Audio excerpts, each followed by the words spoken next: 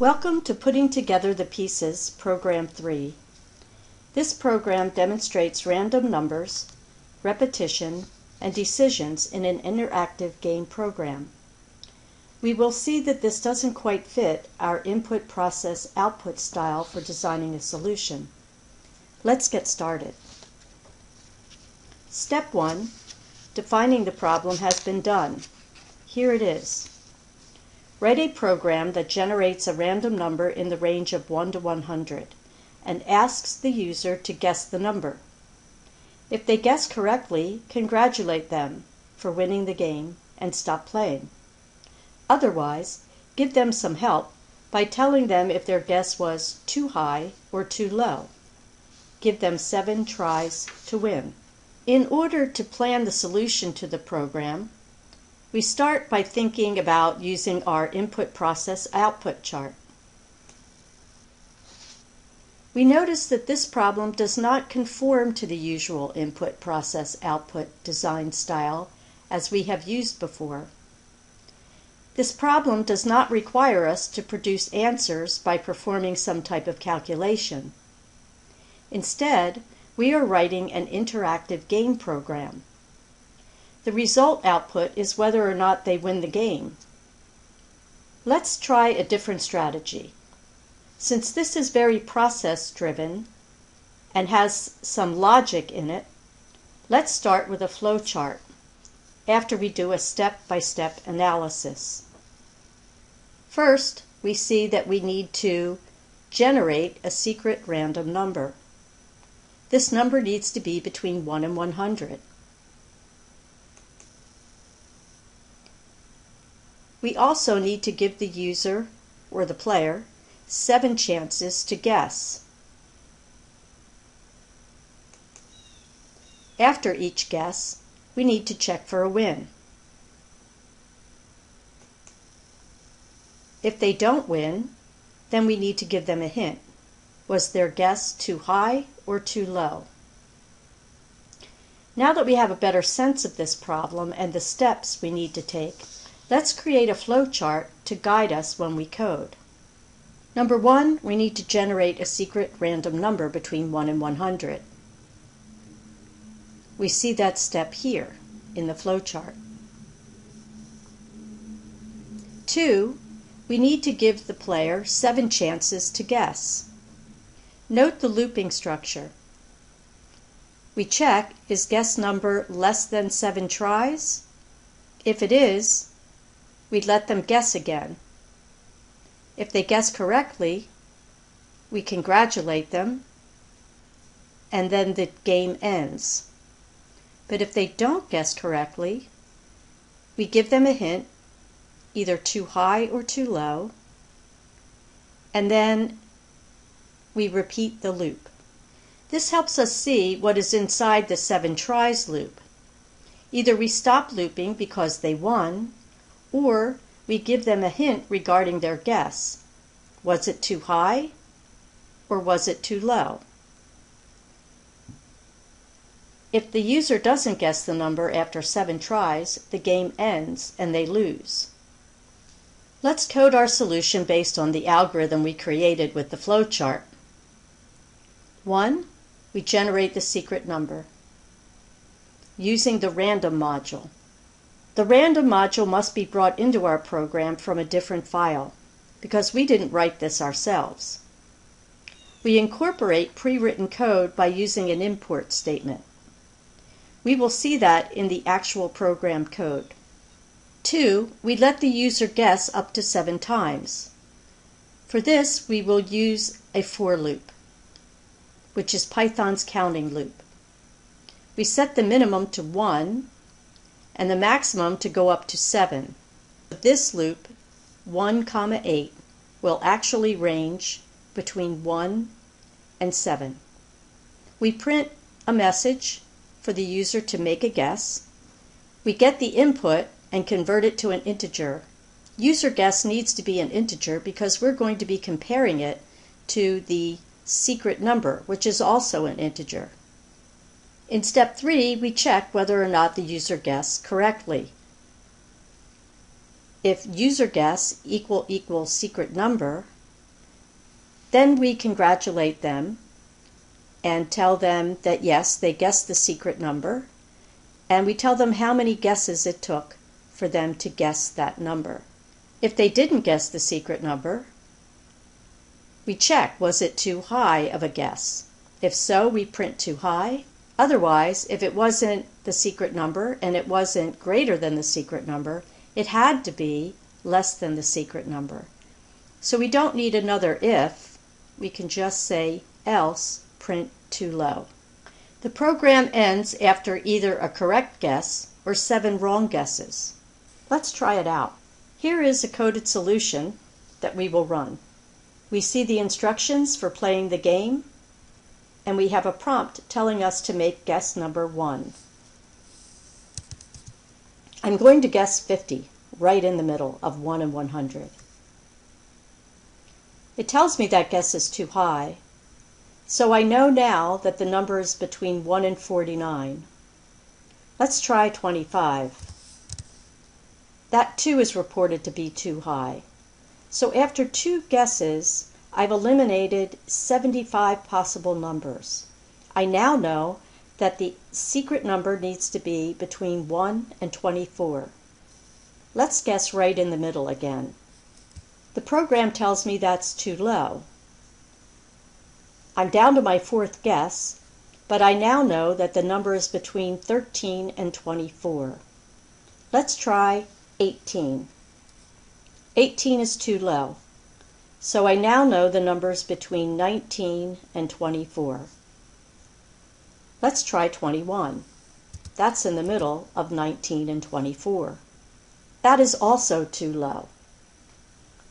Well, I only have 2 guesses left, but I know the number needs to be 22, 23, or 24. So let's guess 23. It tells me 23 is too high, so my final guess will be 22, and I'm pretty sure that has to be the number because it told us 21 was too low and 23 was too high. Yes, we got it. Let's put this output next to our code so we can see how the program operates. At the top, notice the import statement for the random module. Again, this is code that's already been written and is stored pretty much in what's called a library, and we import that code into our program so that we don't have to write our own random number generator. We set the secret number to the result of generating a random integer between 1 and 100. Then we play the game. We have a loop that's going to range from 1 up to 7. We're using the variable guess number to clearly indicate that this will be the count of the guess the user is making. We print out make guess number plus a string conversion of guess number. This produces the output we see right here. We read the input. The first input was value 50. We bring that into the program and convert it to an int. That becomes the user guess. Then we check, is that input, user guess, equal to our secret number? Remember, when we're checking for equal, we have to use 2 equal signs for equality. The first time round, our guess was not the secret number.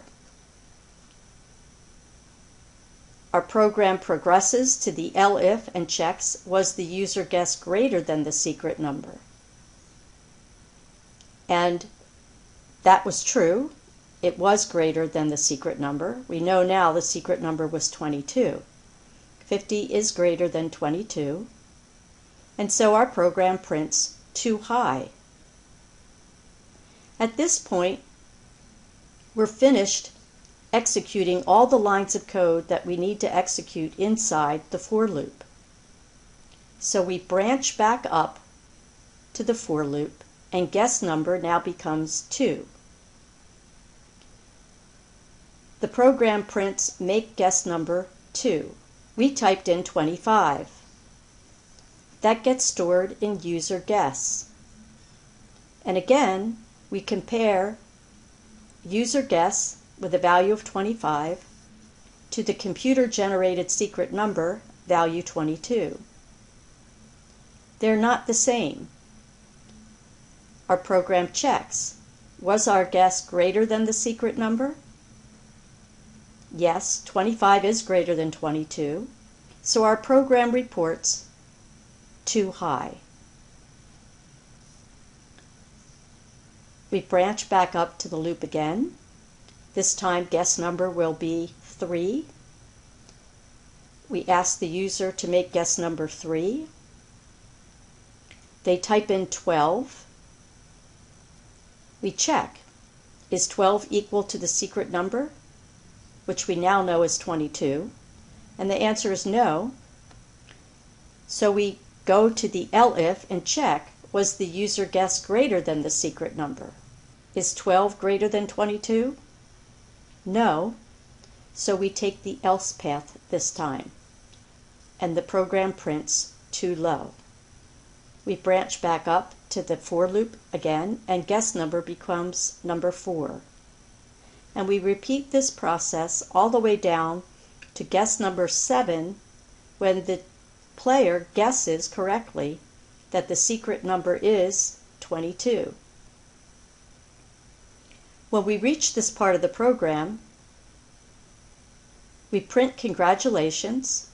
They guessed the secret number, 22, and we tell them how many tries it took, which in this case was 7. Now notice after this we break.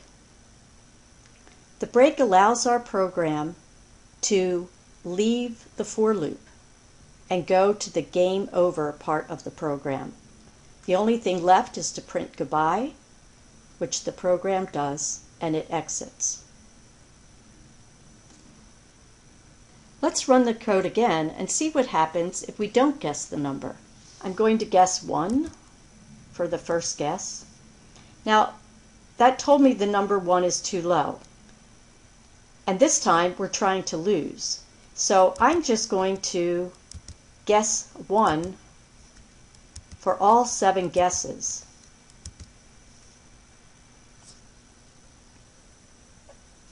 After 7 guesses, the program stops and prints goodbye. So we see in the code that this will repeat only 7 times, and then it's going to end the game. After playing the game, we notice a few deficiencies. 1, the problem description really never said what to do after the player made 7 tries and didn't guess the number. It seemed a little frustrating that after the 7 tries, the program didn't tell us what the actual secret number was. That doesn't seem fair. It also is a little bit annoying that the player has to play the game. After describing the game, we really should give them the option of saying yes, they want to play, or no, if they don't want to play. Let's improve the game by including these features. This is a bit of stepwise refinement. We've got the game, we've tested it, it seems to be working correctly. Now we need to add a few more improvements. First, do they want to play at all? We shouldn't force them. We add a play game variable, and we set that to the input from prompting the user by asking them, do they want to play? Type Y if so, otherwise type another key. So if they type a capital Y or a lowercase y to indicate they want to play the game, then we will continue with the game. Otherwise, we'll just skip the whole game and print goodbye. Number 2, when they lose, we will tell them that they lost and what that secret number was. We could do that by checking, when the game is over, was the user guess not the same as the secret number? If it wasn't the same, we tell them they lost, and we tell them what the secret number was. Let's try this in code. Now we see that prompt. Would you like to play? I'm going to say no. Okay, this looks good. It didn't force us to play the game. Let's run it again. And yes, we'll play this time, but we'll lose. I'm guessing number 1. Hopefully that isn't the secret number. Okay, we'll make 7 wrong guesses.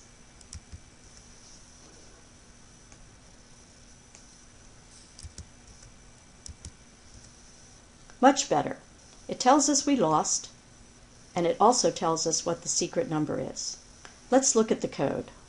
We've added a check for whether or not the player would like to play. We create a variable named playGame. We set that to the response to the question of would you like to play? And we check that for the answer yes, being typed as capital Y or lowercase y. Notice all of our code that we had before is now inside the if block. If they want to play, then we play. Otherwise, we skip all the way down to where we just print goodbye. Our second addition. If they play the game, they're getting exactly 7 chances, and if they don't guess the secret number in those 7 tries, now we say, you lose, and we tell them what the secret number was. Now we need to check that the user guess was not equal to the secret number, because if they had guessed the secret number, this is exactly the same point in the program that the break would take us to, the game over part. If they guess correctly, we don't want to print that they lost. We only want to do that if their guess was not equal to the secret number. Let's play it one more time. Yes, I want to play.